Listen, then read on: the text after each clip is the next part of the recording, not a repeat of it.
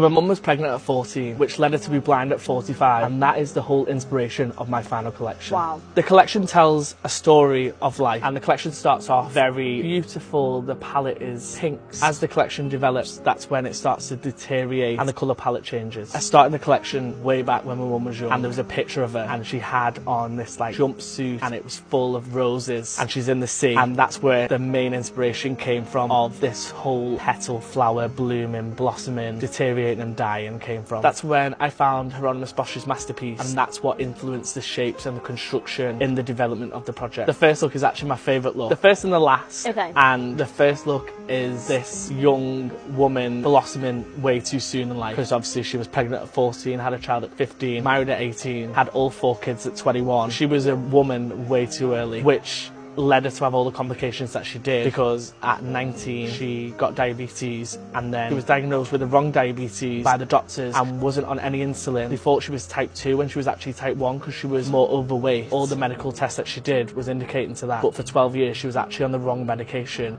and she wasn't taking insulin, which just deteriorated her whole health. So then in lockdown, that's when she started having complications and she started to have bleeds in her eye. So the condition my mum's got is a diabetic retinopathy, and she's had 6 operations in her eye, and that's where they go with tiny little cameras to the back of your eye and they operate on. She's had drilling in there.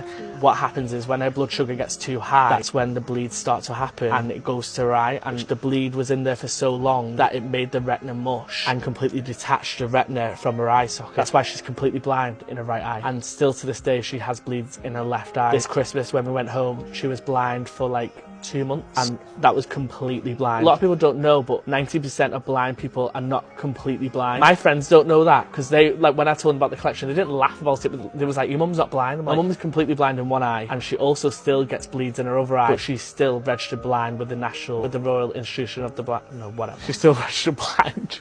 What about your mum's story impacted you enough to make it become the thesis of your whole final collection? Because in second year, this is when it all started to happen. When the process of her starting to go blind, she was really not coping well with it. And I was in London trying to do my degree, and she's like crying to me on FaceTime. And I went back home, I got her on the right medication, I got her on antidepressants, got her sleeping tablets so she could sleep. Because at this point, she was completely blind. There was no eyesight. All she could see, there's actually like a 6-stage step of what she could see. And sometimes it was like gas bubbles, or it's little black dots, and they cover the majority of the eye. So for like 6 months she could not see at all, and that's where I was really struggling at uni to do anything, because all I could think of was my mum, and that's why I knew that in second year I had the story of what my final collection was going to be about.